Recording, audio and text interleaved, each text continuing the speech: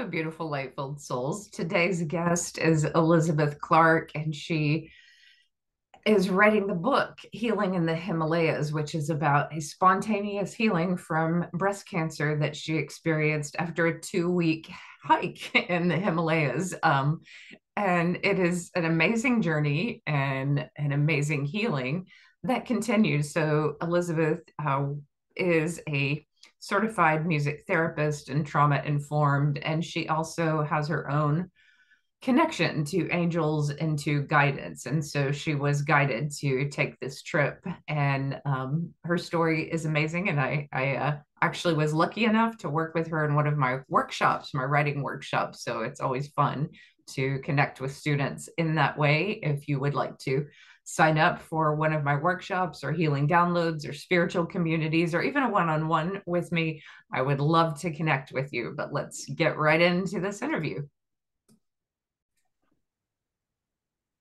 Elizabeth, it's so great to have you here 4 years after the writing class, and your book is amazing. What I've read of it so far, I think it's so important because so many people are on a healing journey, and you went deep with your healing.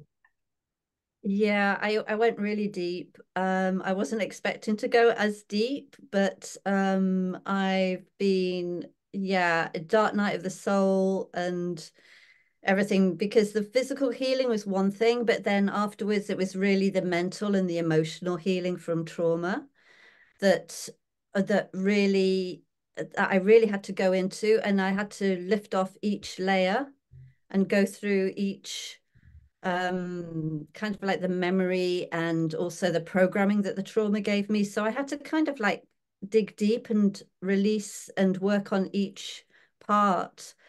Yeah. So yeah.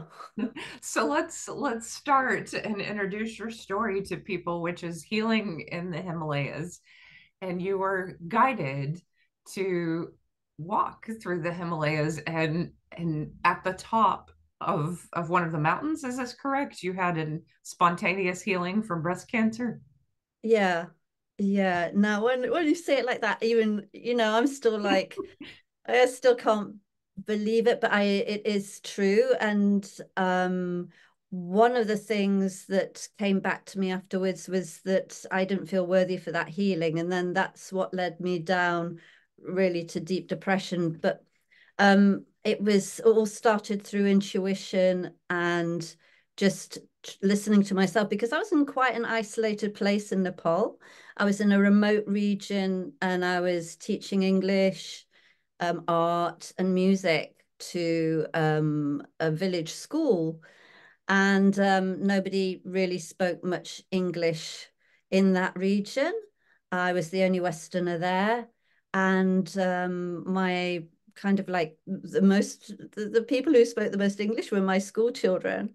So that was quite funny. And I found myself going very much into myself and very lonely. And I found this course online. In fact, I found an email from Hay House saying, Angel Guide Certification, Kyle Gray.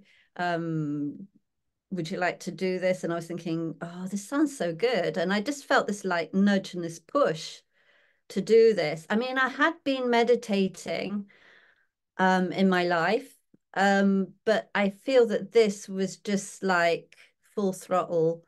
It just pushed me into something another realm. It really helped me connect with the angelic realm and also my guides. Even probably after the first two lessons, three lessons, I was doing all the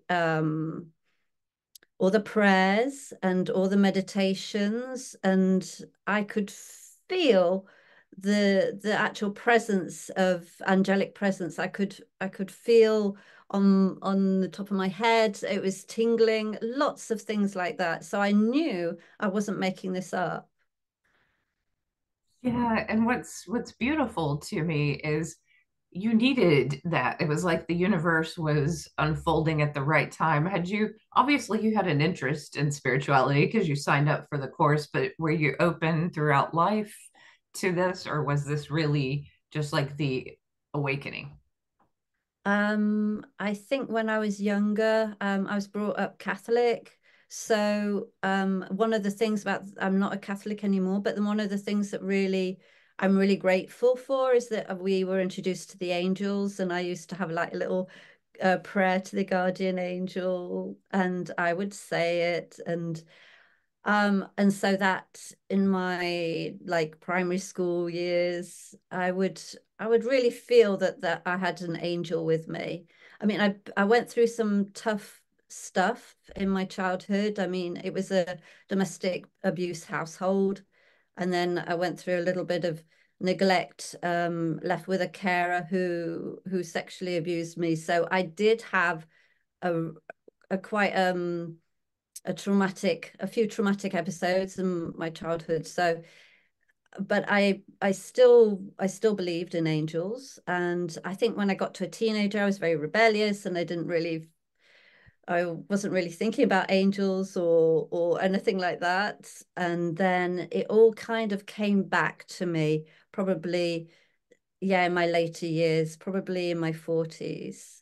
Yeah. I started thinking more about that angelic realm, and also I had a few books by Cal Gray, Lorna Byrne, and then when I was actually alone in that place in Nepal, I felt that it just all came back. It felt that I was having an upgrade, and that now was really the time to take this serious. Okay, so what happened was, before I went to work, before I went to Nepal, I was an auxiliary nurse on a oncology unit, on a cancer care unit.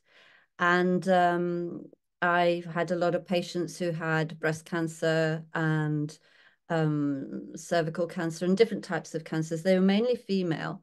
So I was learning a lot about cancer and signs, and doing trainings. And then I really felt that this position wasn't really my. I'm a trained music therapist, and I felt that I wasn't, it just didn't feel right doing a kind of like an auxiliary. I'm not a proper nurse. I was just doing more the care and the help and the support, and not giving medication. So it was lovely to be with the patients, and I loved hearing their stories, and I just felt very connected to my patients, and just being there to help was good. But then I just didn't feel I just didn't feel that that was my role in life to just do that. I wanted to get back and to do music therapy. So when I actually had this opportunity to go to Nepal, it was very synchronistic. All the events, because I was frightened of leaving this job as well because it was an income. But things just happened in my path where I met somebody who was um I met a friend of a friend who took me to this Rotary meeting. I happened to sit next to this gentleman um, who'd sponsored the rebuilding of a school after an earthquake in Nepal, and was looking for volunteers and teaching. And so everything just kind of lined up for me. And I was glad to hand in my resignation at the hospital. So when I was actually there in Nepal, when I was teaching, it was probably about 2 or 3 months into the teaching that I started to feel really tired, and then I started to feel nauseous, and I was trying to think, well, what's happening? I'm just maybe I've because eating food there which isn't cooked, it can sometimes bring on deli belly or some sort of just sickness, and I was worried that I might have picked up a parasite or something. And then in the school classrooms, I kept having to move the desks around because we used to have different classes and different formations. So I kept having to move. These desks were really heavy. And I was thinking, gosh, I've moved these desks and I've really got this like pain in this breast. What's going on here? And I was thinking, yeah, but you've just moved the desks about twice or three times every day. It's hardly surprising. But then things started to get really, I started to feel more sick. And I just, at this point, I was still doing the angel guide certification and I was going in to meditate. And I had the, go and check your breast. It's not, something's not right here. And I felt there was like a size of an egg, a lump, like an egg in it. And I was thinking, I know exactly what this is. I knew by all the symptoms what type of breast cancer it was. So I was thinking, right, I've got to go back to Britain and get some treatment and go and get myself sorted out. But as the time went on, I got the information because I'd already booked this trip to do the Annapurna circuit, which is a trek around the Annapurna base camp. And I was thinking, I'll have to cancel this. And I was, but going into meditation, I got the clear guidance that I was to go on the trek. I was to do the trek. Now, this sounds completely crazy, and from my monkey mind, it was like what you're doing, you're committing suicide or self-destructing. What's happening? You can't do that. You've got to go back to Britain. But the guidance was so clear for me that I trusted it, and yeah, I did go on the trek. So I'm really curious, what type of cancer was it that you knew since you'd worked with? It was a type of cancer which it's actually fills it enlarges some of uh the vessels. So it's an inflammation type of cancer. The whole of the breast was just red. So it was this pocket of a tumor that had just caused so much inflammation with the ductile milk glands. So I was just like, I I I was very scared. So that was the other thing. I was flipping between being very, very scared and very, very fearful into flipping between having this sense of calm that everything would be okay. And then I just kind of went, and the more I did the meditation, the more I calmed down. So I would find myself just going back and just lighting a candle and just going into meditation and just prayers. And then I would also walk up we were in like this jungle, and I would walk up to the next there's a lot of terraces in Nepal where they do their crops on each terrace, and I would walk up to the top terrace so I could see the whole of kind of like the jungle and the mountains in front of me, and I would just go in and I would just meditate and just find that calm and then just feel that presence which would envelop me, and then I would start to trust again. So I can imagine that there would be fear. I mean, that makes sense. But at the same time, jumping into the healing mindset or, that greater intuition and that greater knowledge, having read books from Louise Hay and maybe even seen the Heal documentary, I can imagine that you did understand like there's more to this. I guess I'm curious about, did you start eating differently the minute you knew it? Like fasting can sometimes help. No. um I no, because the food I was eating was a lot of curry and a lot of rice. There wasn't that much sugar That's and there good. wasn't that much dairy. There was no dairy actually. Eggs, there was eggs, but I I'd lost my appetite and I was having soups and things. Um, I I didn't completely lose my appetite, but I was, yeah, soup and curry and rice. I I I mean the other thing is this all came later. I when fast forward when I actually was going through a very dark night of the soul, and I realized that if I don't treat the trauma that created the cancer, then I'm going to go back and I'm going to have cancer again. So I did clean up my diet then. Um, But it was but I probably, just, yeah, go on. I know it was probably really healthy what you're eating, in Nepal, like getting away from the sugar and all of that. So tell us like about the journey and the healing, especially. It's almost like a near-death experience, I think, like a profound moment of healing because it's such a spiritual awakening and it's such an opening. And so I I'd love it if you Yeah. could focus on that. And how did you have the strength to do it? Like if you were Yeah, I didn't think I would have actually. That's a really good point. I really didn't think I would have. I was thinking being guided to do this, but where I'm going to get the strength and also carrying my backpack. My breast was so sore. I was thinking I can't even carry a backpack. I'm worried that I'm going to make it worse. And then I was thinking, well, you can't really make it any worse than it is. But yeah, yes, so it is like a near-death experience, but I kind of feel that had I have had a near-death experience, I definitely wouldn't have wanted to come back because I didn't feel that there was much in my life at that point in time. I didn't have a relationship. I did not have a job that I loved that was well paid. I didn't have any of those things, or I didn't have enough family. I wasn't in a family situation. So I think that I probably chose to have a spiritual transformative experience rather than a near-death experience.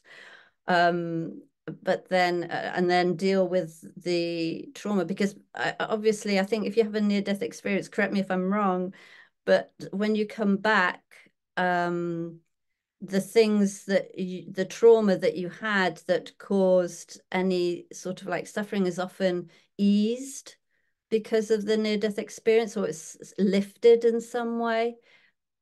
yeah, it is to a degree. The emotional part of it, kind of like if you got EMDR, like some of the emotions are taken out of it. It's like there's healing. But then I also remember coming back to my body and the patterns, like the life patterns, the genetic programming, the density of memory still stored in the body, perhaps from ancestors and this life was still there. But I also had that connection to that other side. So it was disappointing. So when I actually started the journey, we went up to Pokhara. There was only I thought originally that I was only going to be only one person trekking with a porter and a guide, and then we ended up being three in our group. And they were both like built like athletes, well-oiled athletes. And there's me who, oh, I thought, okay, because I've had the altitude of living in this village, altitude sickness, that shouldn't be a problem. And also, the guide will go at my own pace. And but then when these two other people, and I saw how fit they were, I knew this was going to be difficult. And the first day, well, when I arrived, there was lots of signs and synchronicities leading up to this leading up to the trek. I got rainbows and then just some when I'm tying up my boots, we stop at the restaurant. The truck drops us off at the restaurant just at the beginning of the path. And I'm doing up my shoelaces, and then I see this van come, which says in the window a little sticker saying "Angel blessings" and "God be with you." And I'm thinking, okay, I'm not making this up in my head. I am being guided to do this, and people that the guys and the angels are with me. So I start walking, and it's the first day is I feel myself heating up, and we have a slight incline. I mean, it's not very big. We just start gradual, and then it's a couple of hours later, it does start to get worse, and I'm heating up. And now the guide and the other two trekkers are like way ahead of me, and I'm just like, I can't do this. What am I doing? But I keep going. And every day it gets a little bit worse. I get hotter, I feel more sick, I'm nauseous, and then people start pointing to me and saying, "Hey, you're really red." And I'm feeling, yes, I am really red. And as I'm getting redder, I'm getting more and more angry and frustrated. And I'm thinking, why am I doing this walk? And why am I doing this trek? And then things would come, and like we'd stay in a tea house and I'd calm down and I'd meditate and I'd feel better. But anyway, by the fifth day, the weather's completely changed. We now have blizzards. And the guide has now said that he'll stay with me, and the porter is going off with the two other trekkers because I mean, they're streets ahead. They're walking further than, faster and further. So we head off, blizzards. I can hardly see my guide in front of me. And to this day in particular, I'm feeling very, very sick, and I'm retching, and I'm bringing up bile, and not much, but I'm just retching, and I'm following him. Now, bless his heart, he's not turning around and every 5 minutes saying, "Are you okay? Are you okay?" Which I'm pleased about, because first of all, I felt slightly embarrassed, and then I just wanted to be left alone.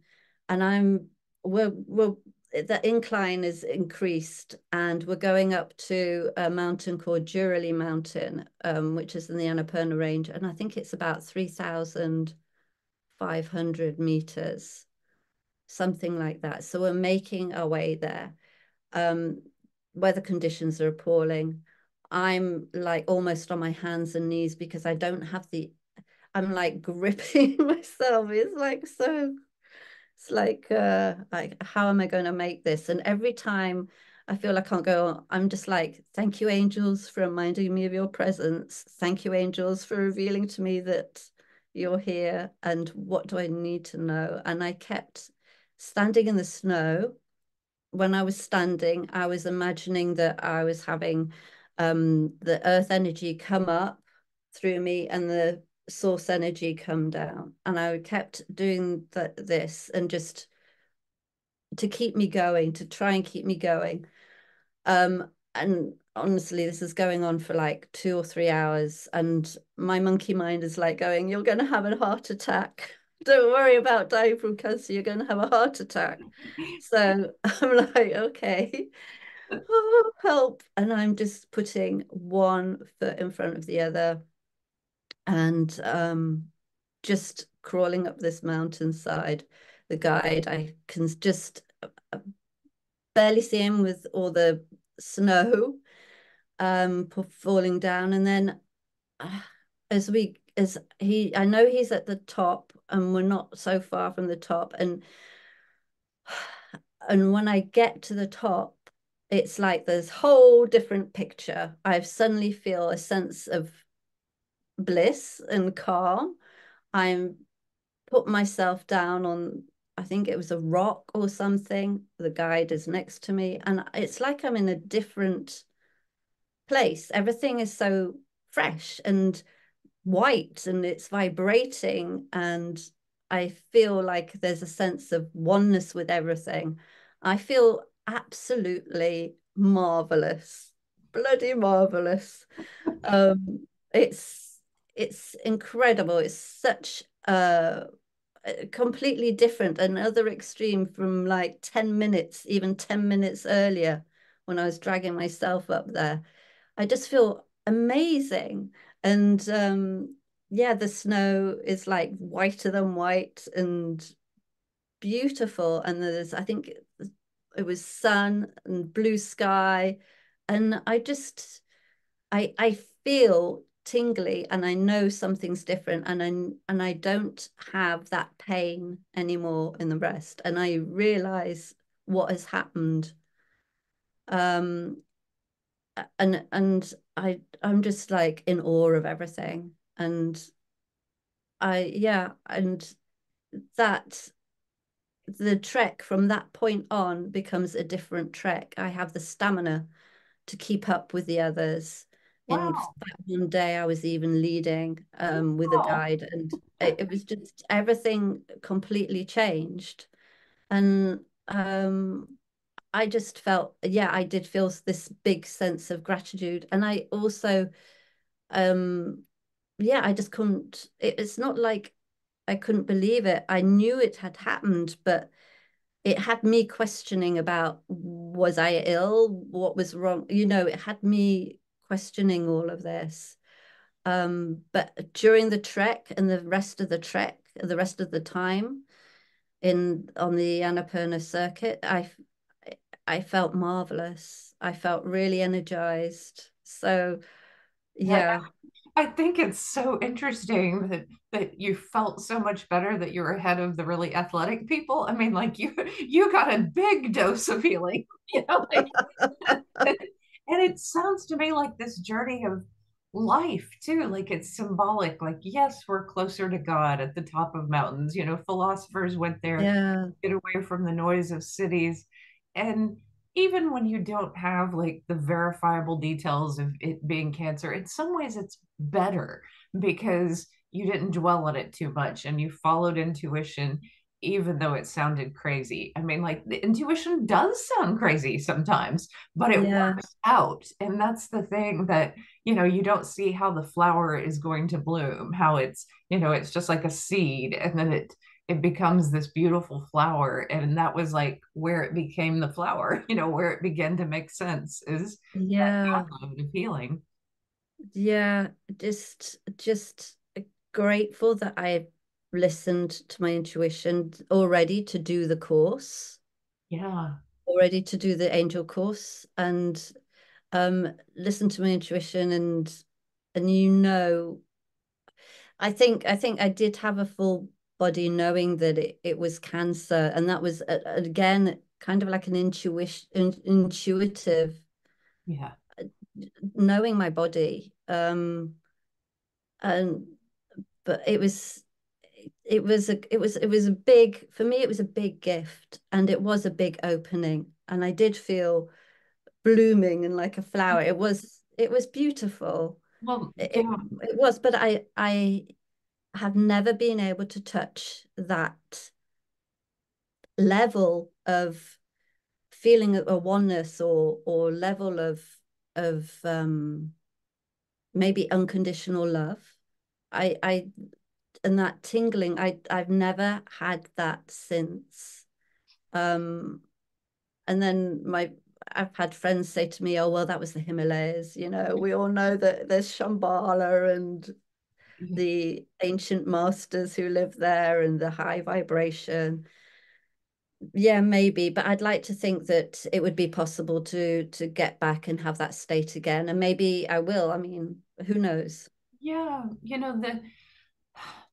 These healing moments and are life changing. And I don't doubt your intuition. I just know, having told my near death experience, like I'm grateful that I was in a hospital and had, all that documentation because there's all these people that are so skeptical. Yeah, But there are so many times since then where I've had things like you're talking about, where I know that the light is healing. I had tumors on my thyroid, and worked with it in different ways. They went away.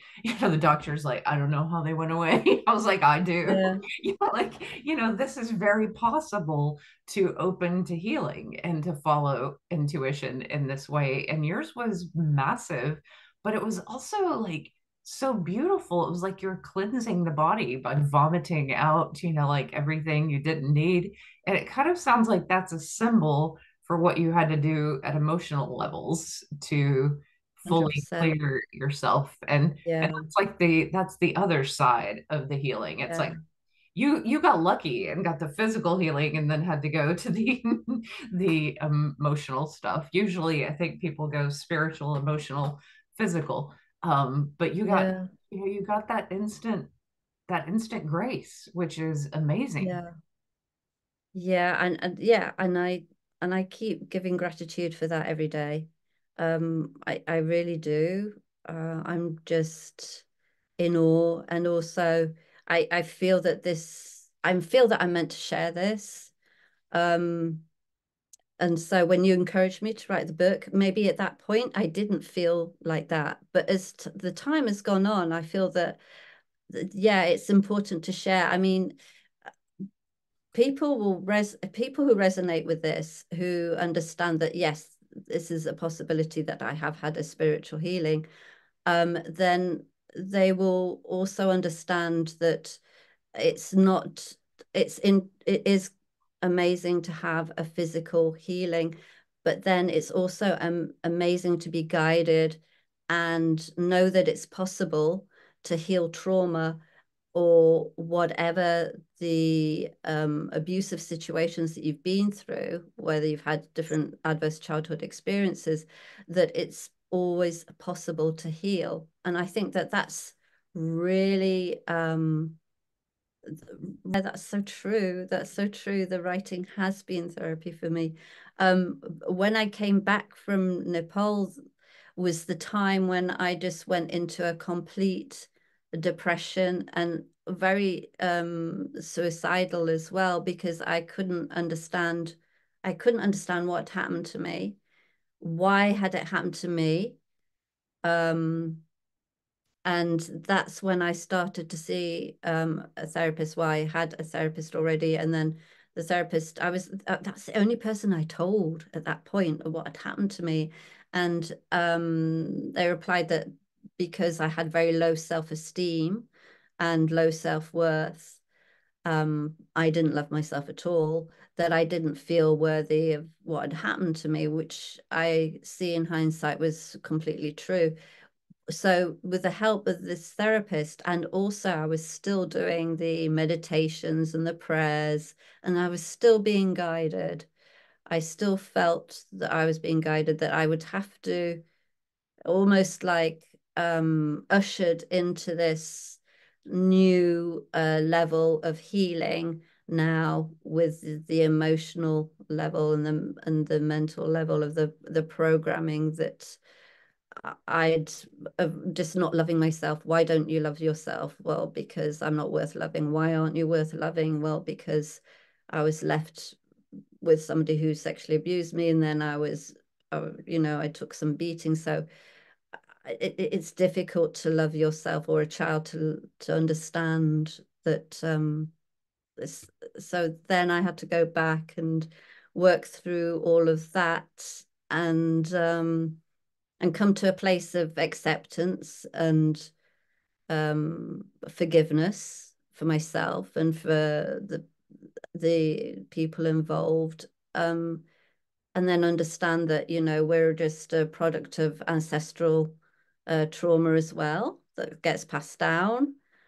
And so we just go through that and understand that it's as you heal that, you heal the people involved, and then it ripples out. The more trauma or the more programming I've healed, as you say, it frees up another spiritual space, and it also frees up creativity, and it helps us become a light, shine our light even more, and then that becomes quite contagious to other people. So, it's a ripple effect. I think Yeah. that's how I see it. And I think even our ancestors feel it. Like they get a vision. They have so many visions in the afterlife, but they see how they could have lived freer. And they're like, oh, you're right. And they send you that love to really break through at this time. And so there's light coming from two directions. The way I see it in this multi-dimensional way is like, as we are lights on earth, they are lights there sending it back as well. And so even though there's darkness on the earth, there are places where the light is getting through, and it will continue to be that way no matter what is going on, that people Yes. will continue to awaken.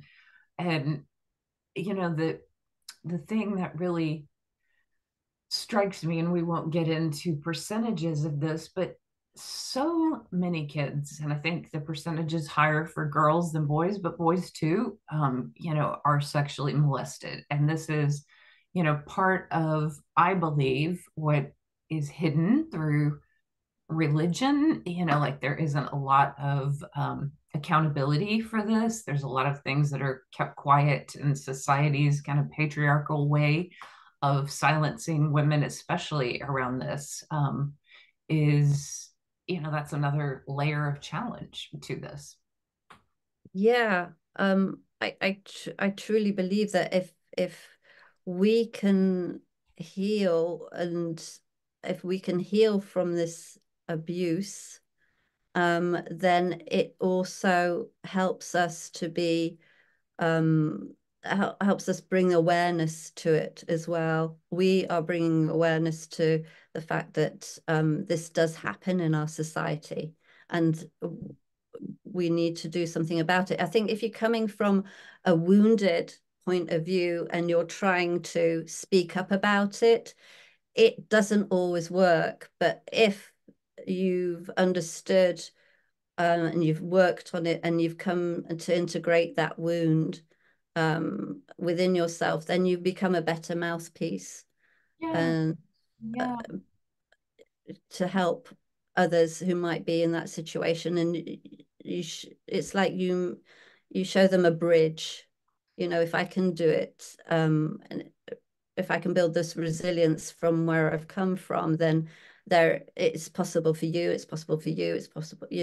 And yeah. And these stories are so important because the wounding doesn't just happen in that moment, it carries through life for a lot of people. And I think those of us that are talking about healing, like you, me, others, we want it to happen earlier, for people, so that they don't have to go through, so much to yeah, get to that point of healing. That certainly we can stop much abuse, so we can catch it earlier, we can prevent it, and we can help victims heal more quickly. Um, yes, like I'm encouraged. I'm seeing people in colleges get sober, go to EMDR, jump into therapy. This next generation of students is, very open to healing and yeah, energy healing. And I think, our generations are helping them, like get to that point. So, you know, yeah. there is a trajectory of faster healing, thanks to Louise Hay, like you've mentioned in your book, and thanks to many people. And there's so many traditions around the world of healing. I'm curious, did you meet any healers in Nepal? Yeah, I think I was really. It's just all set up by spirit. I know it was because the first day or first 3 days I was there, the family who was hosting me, so they were on. It was part of the school. They lived in a house that was on the school, and the husband was the headmaster. So um, I think the third day, I'd been talking about, oh, had they, I can't remember what happened, but they were kind of saying, oh, we have a village witch doctor, or a Jankri, they're called in Nepal, and a Jankri, which is much like a shaman as well. And the people I went with who actually were rebuilding the school, and he said, "Oh, you've got to come to this ceremony. They jump up and down, and they jump up and down, and they don't stop jumping up and down. They call them jumping Jankri, or jumping witch doctors." And I never actually got to see that ceremony, but what I did get to see was this ceremony where a Jankri came, and he did a ceremony with this little girl who had epilepsy. And it was incredible because I saw her face the day that she was born. She was always crying, and her mother brought her into the ceremony. I mean, and the Jean-Cri burnt incense and had banana leaves, and was saying prayers, and made something for her to hang around her neck. with herbs in it. And during the ceremony, she was crying, and she was with her mother. And then this was all happening. It probably took about an hour and a half. And then I saw her a couple of days later with her father, and her face had completely changed. And she just looked so much different. I can't even say what was. She just looked open. And then her father told me, I asked, oh, how is she? Is she still having fits? And it was like, no more fits. And I was just thinking, how is that possible? I just saw this guy wave some banana leaves and burn some incense and say some prayers. How is this possible? And but I think that was already like that intrigued me. That intrigued me. And then on the first or the second day on the Annapurna trek, we stopped by and this tea house, and it had a Canadian guy there, a Canadian anthropologist, who was really chatty and telling us that he was doing a study on the plants and medicinal plants in the area. And he worked with a local woman who was seen to be a healer and a shaman. And even then I was like, okay, that sounds interesting. Is that where I'm supposed to go for my healing? And then no, that wasn't it. So all along the way, yeah, I met these remarkable healers, Wow. and It's yeah. Your story reminds me of another story that this man told me. He worked in technology, so he had a lot of money, and his daughter was getting 300 epileptic fits a day. So like, horrific. And he took her, to many different healers. Like he should have done a documentary of this because I think he went to Nepal, he went to other places, and there was like progression. But of all things, like a last kind of ditch effort, he went to Mexico and at Curandero, they are the witch doctors who, take the heads off of chickens, and it's really intense. And he said his daughter was sitting there and she was just crying the whole time, like, they're killing chickens. And it was just, horrific.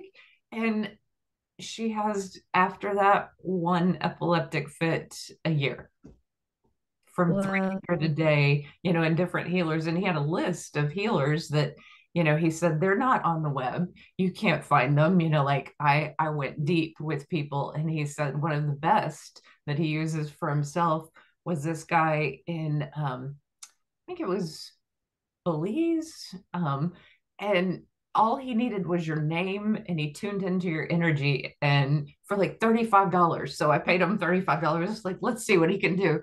He knew everything about my body, like everything. Wow. And Wow. I was just like, that's insane. Like it's amazing, but it's Yeah. also, it doesn't surprise me because there aren't limits to consciousness. If the more Wow. you ask it to do for you, whether it's finding missing children, whether it's solving crimes, Yeah. whether it's healing, consciousness doesn't have limits. We put limits, So on it. of not feeling worthy or not feeling, all these different things, but consciousness is unlimited. Yeah, it is. And it just shows you that we're all connected. On one level, we are all connected, and we can all tap in to that energy field.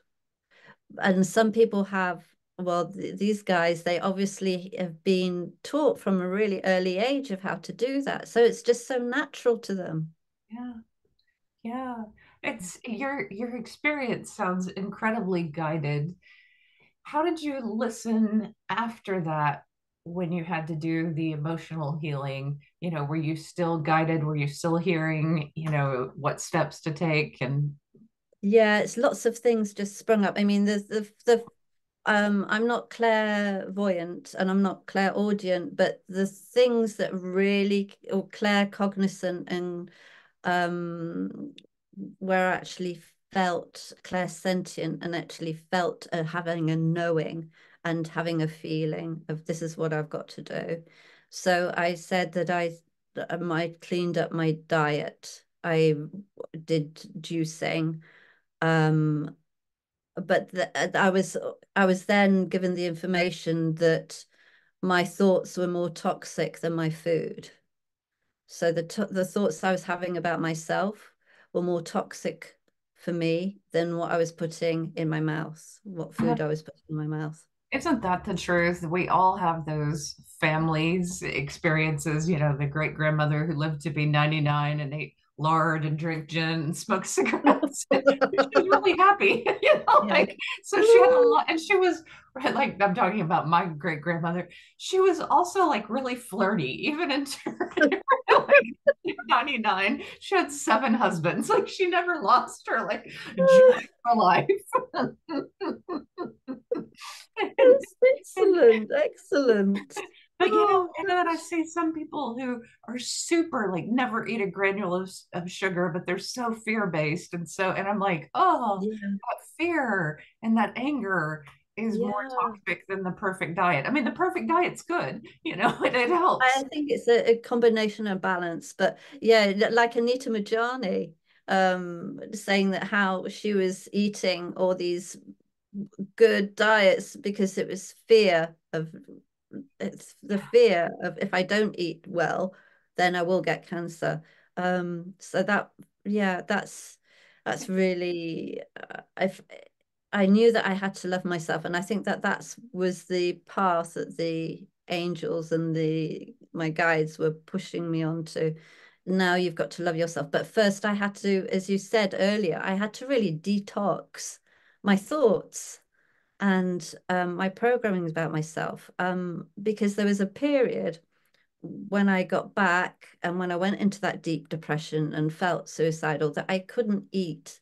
I I didn't want to nourish myself. I was like, and I don't know if this is Harry Potter, the Dementors, when they kind of suck all the joy out of you.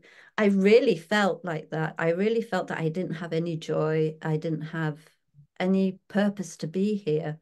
Um, and so it was baby steps. I was devising to try and bring myself to kind of get back into the swing of life. I was trying to do a project, a music therapy project with my university and also where I worked in Houston. I was trying to construct a research project. And I thought if I constructed this research project, then that would give me a reason for living. I know it sounds very extreme, but I, I was I just didn't love myself. I was just didn't want to be here. So I thought if I construct and create this project, then this will give me a purpose. So that was one of the things that I felt guided to do, and I also felt guided to work on specific things. So I would have a dream about a situation that happened to me when I was little, and when I woke up, I knew that I had to heal what had happened. And I do this by writing symbolic letters and then burning them, and then giving myself a present or a gift. So I do things like this, and I would be guided by my dreams, guided by exterior signs. I would see things 3 times, and then I'd know I'd get that. Okay, so I have to work on that next.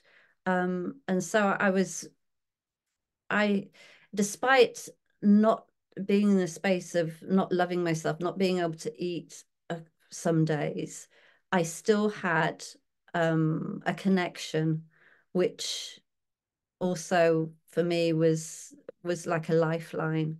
And they were giving me the next steps. It Yeah, was really like that. They were giving me the next steps, and it did last 4 or 5 years to go through all of that. yeah. It is important to have these conversations about trauma and healing, and how even when you're going through something like depression or you're processing, what's happened to you on a spiritual level, you still can be guided and you still can continue Yeah. to feel that light from the other side. And one thing that I want to encourage people too is like it gets easier over time. You feel more and more of that, like being Yes. carried through it. So like as I go through hard things now, people are always like, "Oh, I'm so sorry that happened." I'm like, I don't even feel it. Like I just feel loved. I feel like carried through Yes. life. The more you're on your mission and the more you're just a child of God carried through all this darkness. And it becomes that real. And the spiritual becomes so integrated that it's truly beautiful. So yeah, just I tell people to keep going, keep going and keep knowing Yes. that everything you release, it does add more light. And I wonder if you have a message for people who feel suicidal or feel they're in the middle of one of those dark nights of the soul, or they can't get past something from their past, or they're dealing with cancer. If you have the messages for those groups. Um, um, well, I don't advise everybody to do the Annapurna circuit. I think guidance is so unique and specific to each one of us. So somebody might have go back to Britain and go and get checked up and do this.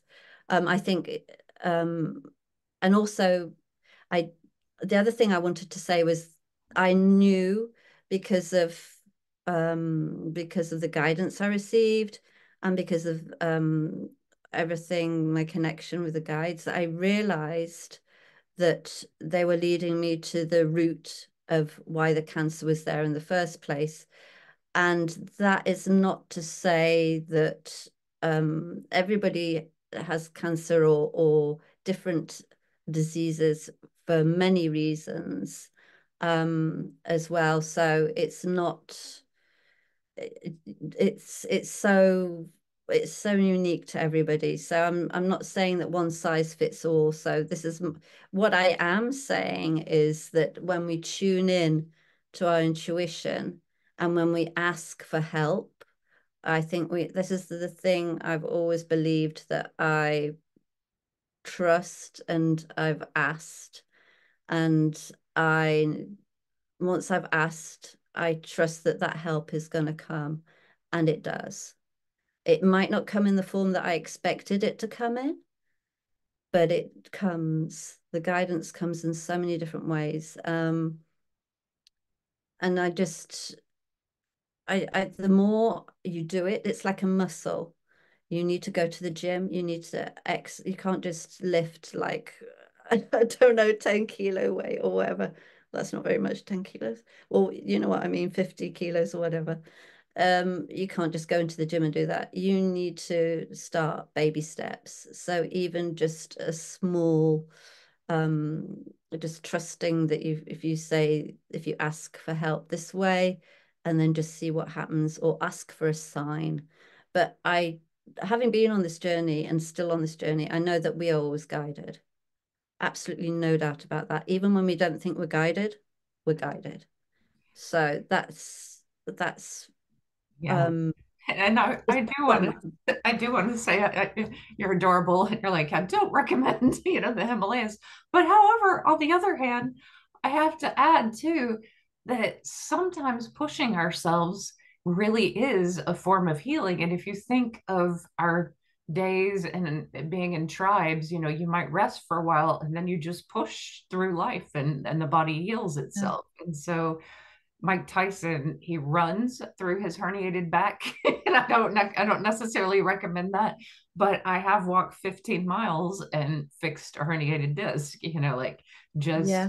just, sometimes laying there isn't the answer. And sometimes pushing, is, or sometimes fasting. But you're right, you have to listen to what's right for you. And I do think the body has an enormous ability to teach us what it needs to, just listening to the Yeah. body. After my near death experience, I couldn't take painkillers. And I'm so grateful that I couldn't because I might have been addicted my whole life. But it hurts. I mean, like, oh, it hurts. But I learned to work through that and push myself and sweat and cry. And, there's Yeah. something, I don't know, there's something truly healing about the sweating and vomiting and crying and sitting in saunas and cold baths and, Yeah. all of these things. Like the body is meant to be like shocked into working again. Yeah, I think so. I definitely think that I expulsed a lot of toxins when I was doing that trek, definitely.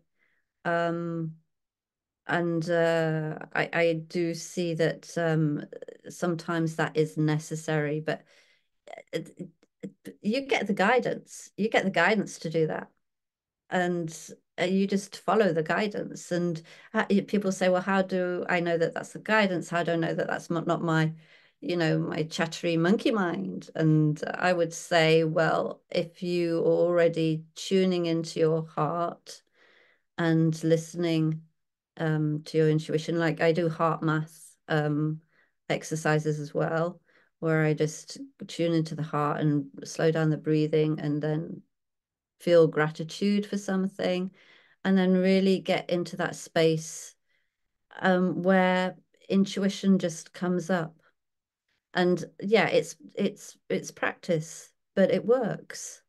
Um, and then once you're listening to yourself, then you've opened the door to the higher guidance, and which comes in, you're connected. And so that's who we were meant to be on earth. We were meant to be able to tune into our heart and then tune into the higher guidance, which is always here for us.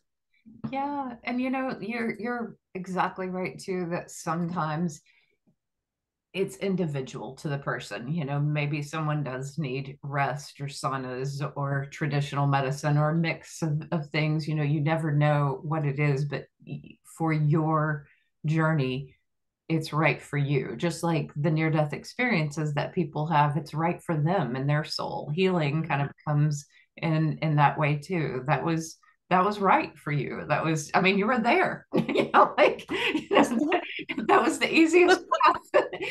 And you were sent on it. Not the easiest, but it was the closest, you know.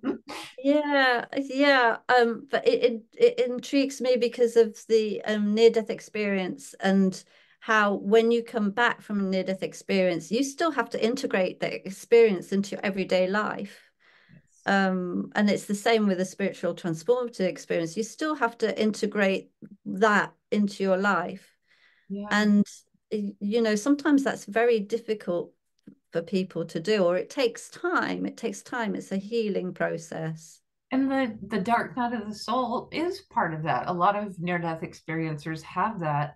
I didn't have it right away. I think it was more, after experiencing trauma here, but it is normal. It's like you kind of miss that high, if you go that Yeah, high, and of course you're going that's to feel yeah. low, Yeah, afterwards. yeah, yeah. I felt so high. I felt so high. I was high on that mountain and I felt high. Yeah. I know, and it's beautiful. Well, Elizabeth, thank you. Just remind me, when your book comes out, or approximate dates and all that. Yeah. So I'm just debating on whether to go down a self-publishing route, or a hybrid route where it's half self-published and half promoted. Um, that's what I'm doing, but I'm writing. So, and I trust that I'll be guided to go in the right direction as well. Yes, So, yes, yes. Well, your story is amazing, and it will bring up conversations about healing on many levels. And I thank you for that. And I'm honored, that my little class in that one moment, it was just like one moment during the pandemic, I think it was the can you class. believe that? But Trisha, it was such a golden nugget, wasn't it? You're just saying that, and it's just birthed such this book. And So thank you very much, and thank you for having me Oh, today. It's been yeah. so enjoyable chatting to And you. I'm kind of excited because as the years go on, I think I'm going to have a whole series of students who are publishing things, everything from leaving cults to yeah, just all kind of amazing stories to amazing Yeah. healings. Yeah, yeah. But thank you so much, and I appreciate it. Oh, thank you. Thank you very much indeed.